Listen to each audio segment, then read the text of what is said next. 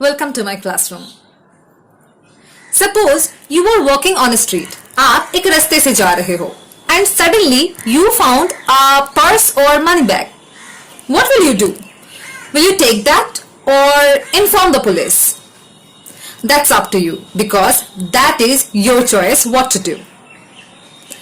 So today we are going to read a poem that is about these sort of choices in our life. आज हम ऐसी एक कविता पढ़ने जा रहे हैं जो ऐसे हमारी जिंदगी चॉइसेस या डिसीजंस के ऊपर आधारित है. And the name of the poem is the road not taken by Robert Frost.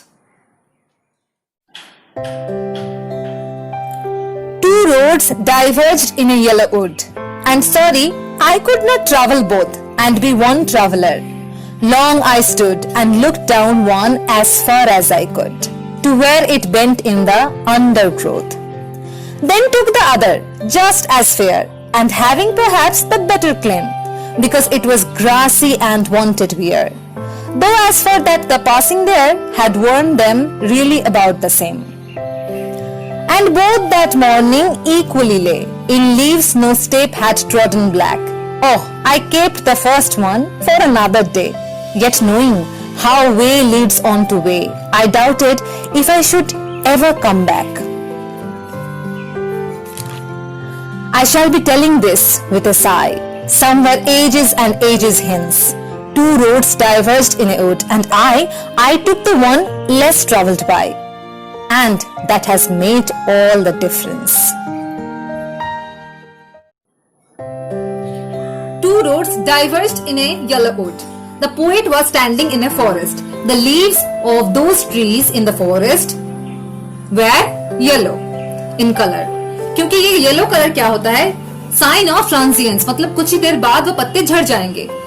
तो पोएट एक ऐसे जगह पर खड़े थे, एक ऐसे फॉरेस्ट में खड़े थे जहां पर वो रोड दो रोडों में डिवाइड हो रहा है. And sorry, I could not travel both and be one traveller. मैं तो एक ही ट्रेवलर हूँ, मैं दो रास्तों में एक वक्त पर नहीं ट्रेवल कर सकती हूँ. ये एक डिलेमा मतलब क्या है? उनके मन में एक कंफ्लिक्ट चल रहा है कि मैं जाऊं तो जाऊं किधर, राइट लेफ्ट, राइट और left. Long I stood and looked down one as far as I could. The poet was standing there for a long time because वो सोच रहे थे, because he was thinking. तो वो क्या कर रहे थे? वहां पर उस चौराहे पे खड़े, वहां पर वो जो फॉर्क है जो दो रास्तों में डिवाइड हो रहा था, वहां पर वो खड़े होकर सोच रहे थे कि मैं कहाँ जाऊं, राइट जाऊं, लेफ्ट जाऊं, मैं कहाँ जाऊं, क्या करूं. तो वहां पर खड़े होकर बहुत देर तक सोच रहे थे और क्या कर रहे थे? एक रास्ता लेकर वो जितना दूर तक देख पा रहे थे उतना दूर तक देखने की कोशिश कर रहे थे.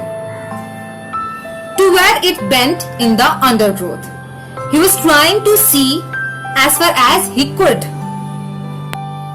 एक रास्ते को देखने के बाद पोएट फिर जाते हैं और एक रास्ते में. Then took the other. फिर मैंने क्या किया? मैं एक दूसरे रास्ते को देखने लगी. Just as fair and having perhaps a better claim. किससे बेटर? बेटर मतलब क्या होता है? बेटर मतलब होता है कंपेयर करना. तो किससे बेटर था? पहले जो रास्ता देख रही थी मैं, फिर मैं जो सेकंड रास्ते पे देख रही थी, वो सेकंड रास्ता उस पहले रास्ते से बेटर क्लेम, मतलब कुछ उसमें कुछ बेटर मुझे नजर आया, कुछ बेटर मुझे, मैं जब सोच रही थी मुझे कुछ बेटर लगा उसमें.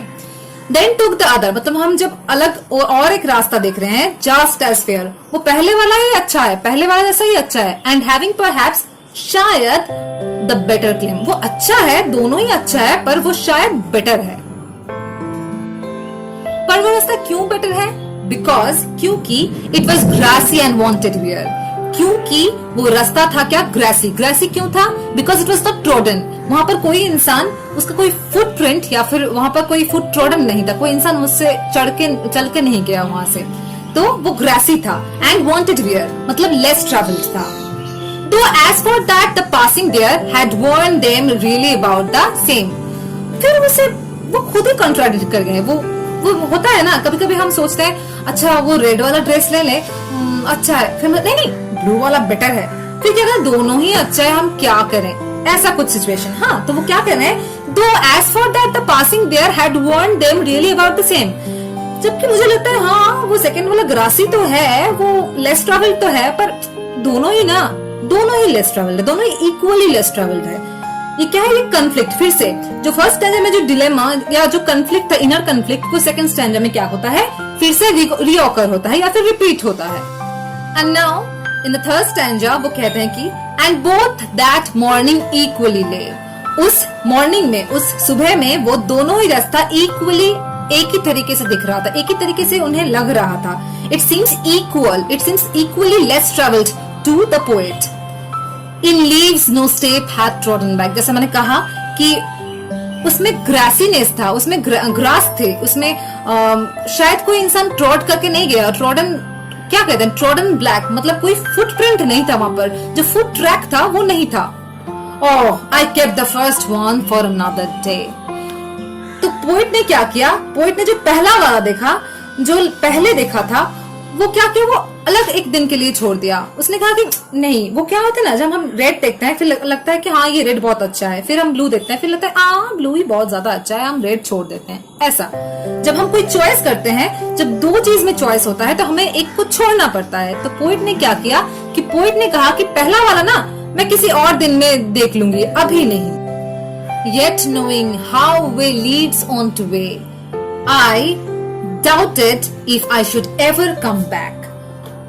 वो पहला वाला छोड़ दिए, फिर भी उनमें एक कन्फ्लिक्ट है। ये पूरा पोएम ही एक कन्फ्लिक्ट से भरा हुआ है, क्योंकि जब हम चॉइस लेते हैं हम इतना श्योर नहीं होते कुछ कौन सी चॉइस में हम जाएं। तो वो क्या कर रहे थे, Yet knowing, फिर भी मुझे पता है, how way leads on to the way, कैसे एक रास्ता और एक रास्ते पे जाता है, एक रास्ता और एक, आप कोई भी रास्ते में जाइए, घर से बाहर निकलिए, एक रास्ता दूसरे रास्ते में ही आता है। जैसे एक नदी, जो एक रिवर है, वो दूसरे रिवर में ही जाता है। तो क्या हुआ, आई doubted if I should ever come back. तो मुझे लगा हाँ मैंने एक तो रास्ता छोड़ दिया कि हम बाद में कभी कुछ बाद के दिन में देख लेंगे, पर क्या छोड़ा जा सकता है, क्योंकि हम कभी भी पहले जैसे नहीं हो सकते। सपोज हम रेस्टोरेंट में गए, मुझे लगा कि क्या खाएं, ये चिकन सूप खाएं या वेज सूप खाएं। तो क्या हुआ, मुझे लगा कि नहीं वेज नहीं खाएंगे, चिकन सूप खाते हैं। पर फिर भी वो वक्त नहीं लौट के आएगा जिस वक्त में आप सोचते हैं कि हाँ मैं चिकन सूप खाऊंगी, वेज सूप नहीं खाऊंगी। वो वेज सूप आप बाहर बाद में जाकर खा सकते हैं, कि जिंदगी में ऐसा चॉइसेस बहुत कम आता है, ऐसा अपॉर्चुनिटी बहुत कम आता है जो आपको second chance they. I shall be telling this with a Sai. Sai मतलब क्या होता है, जो एक डीप ब्रेथ है, जो एक डिसअपॉइंटेडनेस की जो एक साइन है। साई मतलब ऐसा। तो I shall be telling with a sigh, मैं बहुत दुख भरी दिल से एक डीप ब्रीदिंग के साथ मैं कह रही थी, somewhere ages and ages hence, शायद बहुत दिनों बाद मैं जब सोचने बैठूंगी या फिर जब ये किस्सा मैं खोल के किसी को बोलूंगी, two roads diverged in a wood and I took the one less travelled by. मैं एक ऐसे चौराहे पे थी जहां पर दो मेरे पास चॉइस थे। मैं एक ऐसे रास्ते में थी जो डिवाइड हो रहा था दो रास्ते में, राइट और लेफ्ट, एंड मैंने वो चूज किया जो लेस ट्रैवल्ड है। मैंने वो चूज किया जो सबने चूज नहीं किया। मैं सबसे अलग हटके कुछ चूज किया, and that has made all the difference. And शायद वो अलग चूज करना ही, वो अलग डिसीजन ही मेरी जिंदगी में कुछ अलग चीज लाया, मेरी जिंदगी कुछ अलग। It's up to your choice how you lead the life, but when you see your life, it is only the choices that shapes you. The road not taken, ये टाइटल ही ऐसा है जिसमें apparently एक मीनिंग होता है और इसका inherently एक मीनिंग होता है। The road not taken, here the road signifies the journey of human beings in this life. So the road not taken simply ये मीनिंग करता है the road that was not taken by people but taken by the poet. पर अगर हम inherently इसका meaning देखें तो इसका मीनिंग होता है कि वो एक ऐसा रास्ता है या फिर एक ऐसा चॉइस है जो शायद लेस अटेम्प्टेड होगा। The central theme of the poem is choose wisely because it will shape your life. Choose what you wanna choose by not following people or others blindly.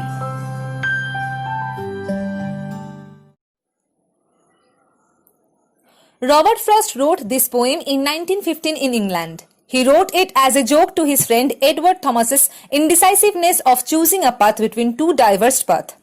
It is considered as one of his famous poems that shows how choices and decisions are important in our life.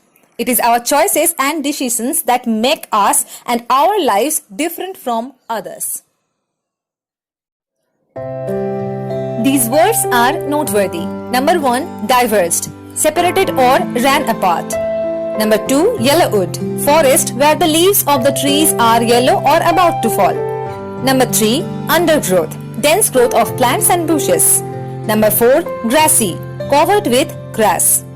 Number 5, wanted wear, less traveled or had not been used usually.